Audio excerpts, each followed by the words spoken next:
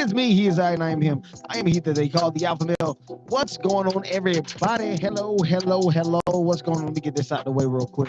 Hey, what's up? What's going on, everybody? Y'all know what time it is. It is me, he is I, and I am him. I am he that they call the Alpha Male. Appreciate y'all for stopping by today. Chat it up with me. It is December 8th. Yeah, December 8th, 2003. Make sure that you guys rap with me on all of my let me back up just a tad. There you go. Now you can see me, in all my glory and all that stuff. But anywho, make sure that you guys chat with me, rap with me, all that good stuff really quickly. First off, let me make sure that you follow me on IG on AlphaMale Sports. All one word, right? Then of course check me out on my personal page, radio number 6 underscore Raheem. And also make sure that you go to my YouTube and subscribe. Go to my YouTube and subscribe, AlphaMale 88, AlphaMale Sports 88. Make sure that you guys go there, check it out. You know what I'm saying? Roll with me, you know what I'm saying? All that good stuff. Hope you guys are having a really good week leading into the weekend. I know that I am. I had the day off, so it's pretty cool. Nothing too crazy. But how are you guys doing? What's happening with y'all? You feel me?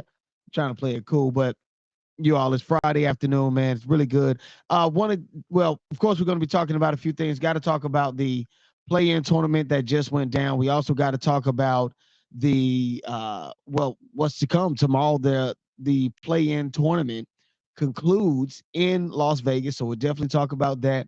We'll also be talking about some brand new information coming out of HBCU land, out of the whole HBCU circuit, out of my alma mater. Yes, we'll have all of that going. But also, hold on, let me not forget. Also, we got an interview. Finally, I did speak on and talk about the whole Florida State not getting into the college football playoff. So we definitely got into that. We talked about that. Myself and DeMario Mentor, we spoke about it. Now, if you guys don't remember, DeMario Mentor, of course, he played at the University of Georgia around 2005, 6. I think it was 2004 through 2006. But now he is a coach. He's a coach at our former high school where he and I both played at Stevenson High School. So he's there, and he lended us what his opinion was regarding the college football playoffs. And we talked about basically why I feel it's back there. Florida State should be number one. But before we get into all of that, remember last night there was a game, if you guys are interested or were interested. But there was a game versus the Patriots and the Steelers. Now, I would say in later years or years before, I don't know how to say it, but in years before, the Patriots and the Steelers, that was the game to see. That was the game to, really pay attention to, simply because of the fact that, this is that they were perennial playoff teams. They were the ones that would dominate the AFC, and unfortunately that is not the case. Both teams, the Pittsburgh Steelers are looking to possibly make the playoffs, while the New England Patriots, they're just gripping on for dear life at a 3-10 record. But the Patriots did beat the Steelers 21-18. Let's give them a round of applause. Yeah. But yeah, they got the win last night over the Pittsburgh Steelers, beating them 21-18. Yeah, just again, nothing offensively going. The Steelers, they just have. Again, I was wrong. I'll say I was wrong at the beginning of the season. I felt like Kenny Pickett and George Pickens. We got to make sure we can get the differential. One's black, one white. One's a quarterback, one's a wide receiver. But I felt like those two would have been a decent tandem that would possibly make a run for the AFC Championship, possibly make a run for the AFC, North? Yeah, the AFC North Division, with Joe Burrow being hurt, with Deshaun Watson, him being out for the Browns, with the Ravens being who they are. I felt like this could possibly be the one team that would possibly, compete for that. But unfortunately, that's not the case right now. That's not the case. The Pittsburgh Steelers just, again, not having anything going offensively. Now, last night you had what is Zappy? Bill Zappy, that's his name, Zappy.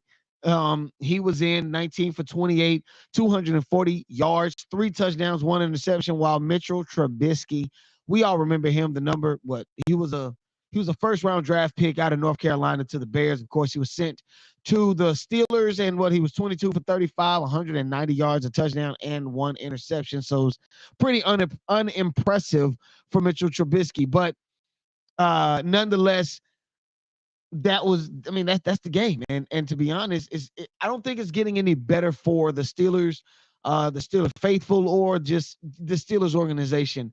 It's been hearing the wind, been hearing the chammers coming from the fans and the fan base out in Steeler Nation out in Pittsburgh, and they're saying that this might be a time to call for the head coach's position. Maybe it might be a time for Mike Tomlin to head out of Pittsburgh. Maybe it's time for a new head coaching change. You got to remember that this team has only had 3 coaches. I'm gonna let that sink in for just a second. They've only had 3 coaches. Let me fact check that really quickly. Yeah, 3 coaches. And now we're in a situation where they want to get rid of them. They want to see if there is a chance that they can they can move on and possibly be better or compete more without him being at the helm. Would the Steelers move on from Mike Tomlin with 3 coaches since 1969? It's not their way. With Tomlin having no losing seasons in his first 16 years. So I want to point this out. Coming from where I'm from, that's a we used to say that's rich people problems. If the Steelers, you have history, you have championships, and obviously you haven't had an extremely large turnover at the head coaching position. I just don't see how you would want to call for you're still in playoff contention. You're still in playoff contention. Let's just put it that way. Right now, the Steelers sit at 7-6, and they're literally 1 game behind the Cleveland Browns, who they hold the 5th seed in the AFC playoffs, in the AFC division of playoffs. So they're still in the hunt. The Pittsburgh Steelers are still in the hunt.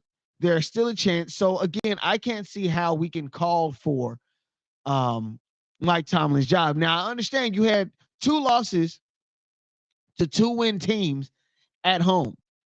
So to go on a stretch like that's sobering for any organization, I understand. But to call for his job, I think that might be a tad bit asinine in my humblest opinion. I believe that might be foolish of anybody. But you already know what it is. That's just how it goes. Now, last night when I got in, I was coming into the crib, and I noticed how the court was laid out in the NBA playoffs, or I'm sorry, not the playoffs, because the playoffs ain't until the springtime, but the play-in tournament.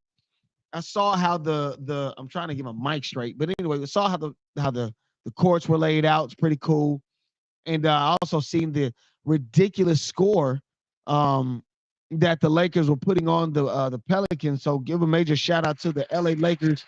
Now they advance to the championship round of the play-in tournament. I want to be respectful of it because again, I've been, if you watch me here, you've seen on my YouTube, I've spoken out against the play-in tournament, and I'll get into that in just a second in my reasoning as to why. But I was wrong. That's fine. But also the Indiana Pacers, they advanced to the in-season tournament after beating the Milwaukee Bucks 128-119. So now we have our championship. Let's go ahead and give it up to the Pacers. Yeah. Shouts out to the Pacers. Now, Halliburton, that guy, I've been watching his highlights for the last few hours. They're pretty exciting. So this is going to be a big matchup between LeBron James and Halliburton. Indiana Pacers, the Los Angeles Lakers. It would be storytelling. It would be storybook ending to see LeBron James as a Laker and the Lakers organization winning the very first inaugural in-season tournament. So that would be interesting. Um, yeah, that just would be interesting. Again, it just seems like it's scripted because, of course, the LA Lakers they have been a storied a storied franchise in the NBA. You want the Lakers to be in the playoffs. You want the Lakers to be in contention of the playoffs. You want to make sure that whatever the Lakers are doing, all eyes are there. So with them going into the play-in tournament championship, I want to get this right. It's the first time. So, but with them going into the play-in tournament, I do find it to be quite interesting to see how that plays out. Um, to see those guys go up against the LA Lakers. Now, to make sure you guys keep up with it, the play-in tournament will be going on this Saturday, tomorrow. Will be going on tomorrow is going to be taking place Saturday, December 9th, in Las Vegas. In Las Vegas at the what is it? I forgot the name of the arena, but of course it'll be in Las Vegas. So that's going to be cool. Let me make sure I check something real quick. Yeah.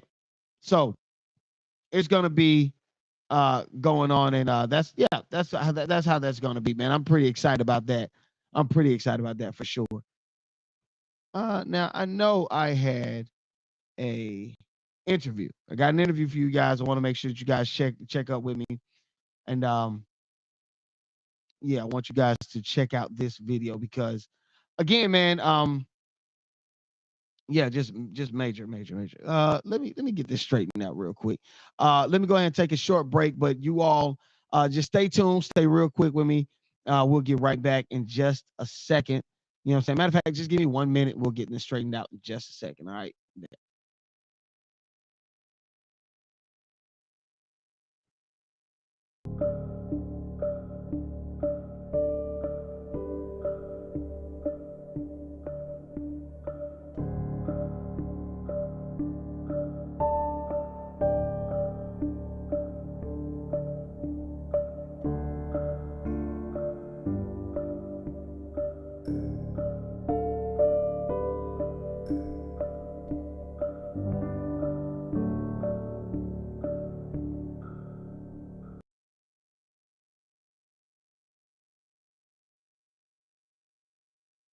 All right, we back.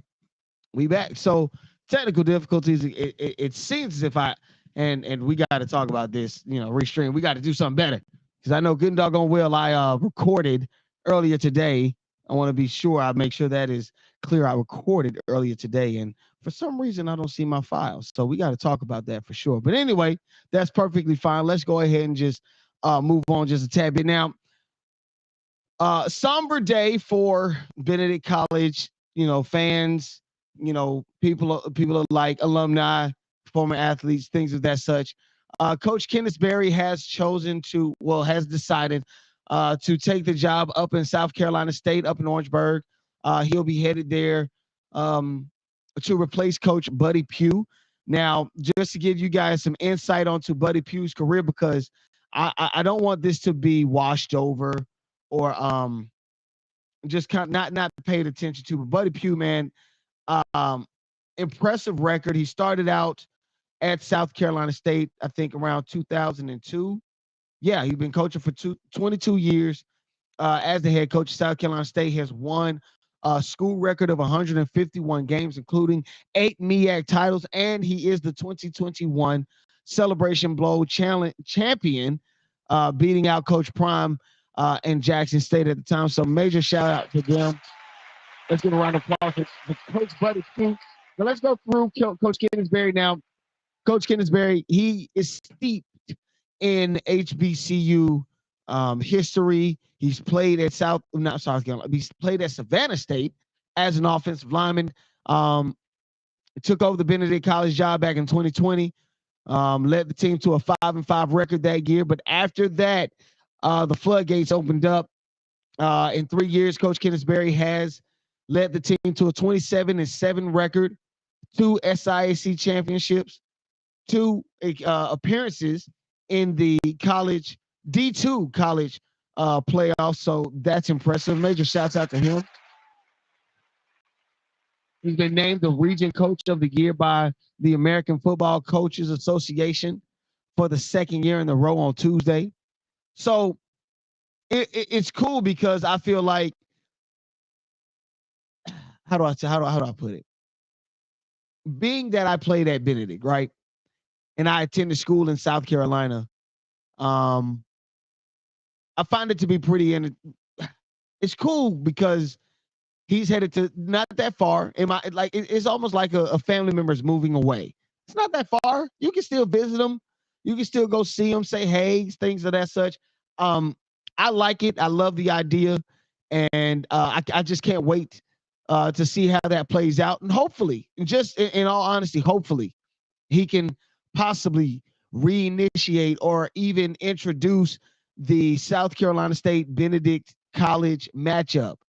That would be great. That would be awesome. First of all, in my honest opinion, I think that'd be awesome to see those two teams play again. So we'll just leave it up to that. But outside of all of that, make sure that you guys keep in touch for next week. Not keep in touch, but stay locked in for next week. Next week, of course, we got the Celebration Bowl. The Howard Bison taking on Florida A&M Rattlers. So making shouts out to them. They'll be here in Atlanta next week. Next Saturday is the Celebration Bowl. So if you're not doing anything, go to the tailgate. Tailgate's awesome. And if you're feeling frisky, go ahead and check out the game. Go check out the game. I'm telling you, it's something to see for sure. The last 2 years have been awesome. Of course, Coach Prime and his impact on the HBCU diaspora. So that would be pretty awesome. But go ahead and check out the Rattlers. Listen, one loss. These guys are on a very, very, very good just upward tick, man. They're on a good trajectory. So definitely want to make sure that you guys keep up and check up on them. Now, what I'm gonna do, I want to make sure that I want to drive in these 5 games. I got 5 games this NFL weekend that really could mean the world for a lot of these teams. It can mean the playoffs or no playoffs. It can mean first round bye, no first round bye. It could possibly mean you got to travel somewhere to play the wild card, or you get to stay at home and you get to rest and relax as you get to host a home game versus whomever is traveling. So these 5 games I really want to point out, in my opinion, are pretty big. But let's go ahead and go on now. This week, I definitely want to get the Browns and the Jacksonville Jaguars. They'll be taking on each other this week. And to be honest, 7-4, 8-4 this Sunday at 1 p.m. on CBS. And I'm sorry, that's a correction. Jacksonville is 8-4. Cleveland is 7-5. I'm definitely going to pull for Jacksonville simply because they just seem like they're more of a complete team currently. Now, both starting quarterbacks are out for both teams. Cleveland right now can't decide if they want Joe Flacco to play or DTR, so they have to make a decision there. No Deshaun Watson, no Trevor Lawrence for the Jacksonville Jaguars. If you watched last week Thursday in a very competitive game, got his leg rolled up on, had to leave the game, and had to put the end of the game, an overtime situation, in the hands of a backup. So of course that's that could be nerve-wracking, in my honest opinion. But that's game number 1. I feel like these two teams right now, as the playoffs are standing, or if the playoffs were to start today, Jacksonville will be the number 4 seed. Cleveland will be the number 5 seed. Cleveland, of course, will be traveling to face Jacksonville in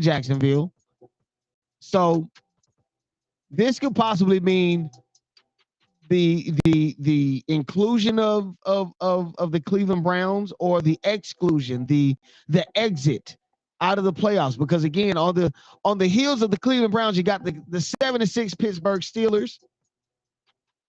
And yeah, you got yeah, that's right. You got the Indianapolis Colts. Still got the Houston Texans. You got the 6-6 Los Angeles Rams. No, I'm sorry, that's 5-7. The 6-6 Denver Broncos. It's a lot of teams that's really searching for that final position. And I think if the Browns can't find a way to get this game, it's going to be tough for them. Moving on, game number 2. Of course, I'm looking at the Atlanta Falcons taking on the Tampa Bay Buccaneers right now. The Falcons hold the number 4 seed. They're the number 4 team to possibly win a division, the NFC South. And the way that I look at it right now, they can possibly take control of the division, beating out Tampa Bay at home. They already squeaked out a win in Tampa Bay. Younghoe Koo with a final second field goal. Pretty impressive, I'll just say. But in my honest opinion, I feel like this is a good opportunity for the Atlanta Falcons to take a commanding lead in the NFC South division, having a win over every single team. Tampa Bay twice. Still got to face Carolina in Carolina. Still got to face New Orleans in New Orleans. But to get 2 wins against the Tampa Bay Buccaneers would be awesome. I'm just saying that'd be awesome. Again, I had just to be honest, I had the New Orleans Saints slated to possibly win the division. As it stands right now, it just doesn't look that way. They are 5-7, and definitely the Carolina Panthers are nobody's, world beaters. But the Atlanta Falcons right now sit at the top of the throne. So that's another game to watch out for. Again, because like the Falcons, they have an opportunity to take a commanding lead. Another game that is something that you might want to look for: Chargers taking on the Broncos. Now that's gonna, again, on the heels of the Browns. You got the Broncos. You got the Chargers. You got who else? You got Indianapolis. You got Houston. So definitely want to make sure that let me get my mood music back. But that's a big game for this team for sure right now. The Broncos taking on the Chargers. Russell Wilson right now is doing well. They're having a really good season. So I see the Broncos advancing further, getting a win over the Chargers. Russell Wilson continues his streak. I mean, a tough loss last week to the Texans. Big win by C.J. Stroud and the Texans, first of all. But tough loss for the Broncos, but I think that they can get back on the winning side of things. Next game number 4, Chiefs and the Bills. Now, this is a rematch of the NFC Championship game. I want to say it was 2021 or 22. I want to say one of those games but it was an AFC Championship game versus those 2 teams. I've said that Patrick Mahomes was incredible when I seen him score a touchdown in 13 seconds. So yeah, that was majorly impressive. But this is a rematch of these 2 teams right now. There's been a lot of argument between Dan Orlovsky and the rest of the viewing media and the viewing public as to whether or not what is that boy's name? I just drew a blank. Buffalo Bills, doggone it. But yeah, either way, Josh Allen.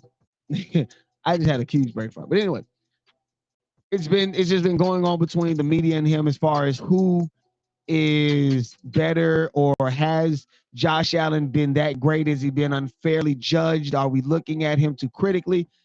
So this would be a testing ground for him. This would be a major game to prove a point, to get a win versus the defending champs would be awesome. Whom I might also add, they're on a downward slope this year. We know that Patrick Mahomes does not want to bash his receivers, but we all know they ain't catching nothing. They ain't catching a cold in the windstorm. So this would be a really good game to check out and watch for sure. Again, this could possibly mean playoff positions. This could possibly mean the Bills can move up. Again, if the Browns can't take care of business versus the Jacksonville Jaguars, a lot of teams are going to possibly move up and try to state a claim for that final position in the playoffs. Now, the game that I think everybody is waiting on, game number 5, the one that I'm interested, I'm glued to the TV, is the Dallas Cowboys and the Philadelphia Eagles. Just quickly touching on that, man, Philadelphia, why would y'all give up on Philly for one loss? One loss. Yes, San Francisco is good. I possibly feel like the San Francisco 49ers could be in the NFC Championship game along with the Eagles again. This could be a rematch at some point, but here we are, the Eagles taking on the Cowboys. This means a lot. Again, this could possibly mean one team traveling for the first round of the playoffs and another team staying at home chilling. Right now, the Philadelphia Eagles stand at 10-2, and the Dallas Cowboys, they sit at, what is it, 9-3. So this is a really good opportunity for not only the Dallas Cowboys to advance and possibly claim sole position of the, well, not sole position, but they can possibly make a run at the number 1 position in the division, but not only the division, but also the NFC. So again, this means something more than just a regular division game. Again, as the playoffs sit, if Dallas were to lose on Sunday and the playoffs start right after that, Dallas could see themselves playing Atlanta in Atlanta for the first round of the playoffs. If Philly wins, they get a first round bye. Now, if the situation were to flip, both Dallas and Philadelphia end up with a 10-3 record. That I think Philadelphia still holds the tiebreaker with wins against like opponents. But nonetheless, I do believe that this would possibly be something that could mean the difference in the Philadelphia Eagles winning the NFC or the Dallas Cowboys winning the NFC, and possibly Dak Prescott winning his first ever MVP championship. Well, yeah, it's his first MVP as an NFL quarterback. So definitely excited for that. But y'all know what time it is. It is me. He is I, and I am him. I'm he that they call the AlphaMale. Listen, I'm going to be playing that DeMario Mentor because I know that I have that interview. I know I have it. So I'm going to play that interview on the other side of this. But yeah, that's the show, y'all. Peace.